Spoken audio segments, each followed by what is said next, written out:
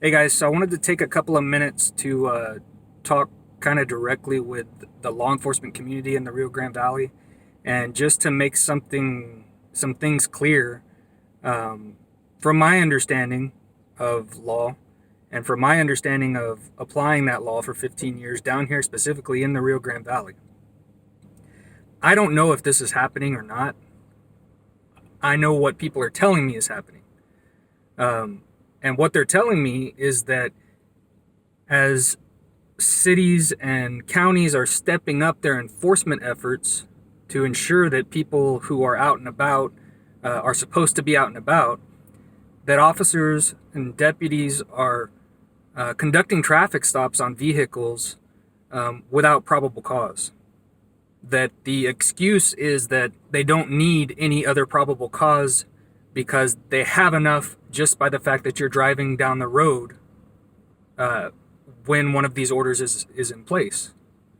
That I hope you've actually thought that through and how ridiculous that sounds. The judge specifically gives you a list of things that you can be out and about to do. Everybody knows it. You can go to the grocery store. You can go to the gas station. You can go to the pharmacy, to the doctor's office. You can go to work if you're an essential employee, considered an essential employee. There's a plethora of reasons to go out. You can go to the liquor store. Okay? There's tons of reasons to go out.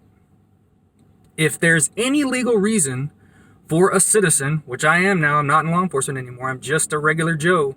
If there is any legal reason for me to be out on the road, you need probable cause in order to stop me. You cannot say there's a chance that he's out here when he shouldn't be and therefore stop me. Let me kind of give you an analogy. This is something that all police officers do. It's common practice, okay? There's a bar in your town, in your county, or whatever, where you know there's always drunk people coming out of it.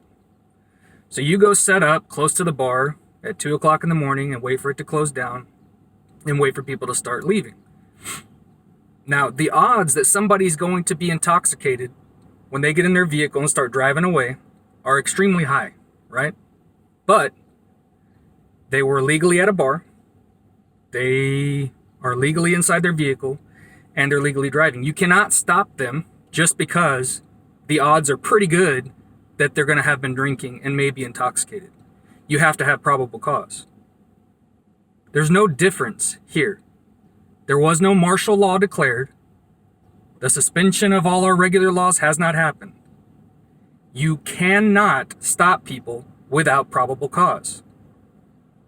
Yes, I know some people, well, there's reasonable suspicion. Reasonable suspicion is so rare and should be used so rarely that I really don't even want to get into the discussion about it. If you ever use reasonable suspicion as a normal, reason to stop somebody, you're doing your job wrong.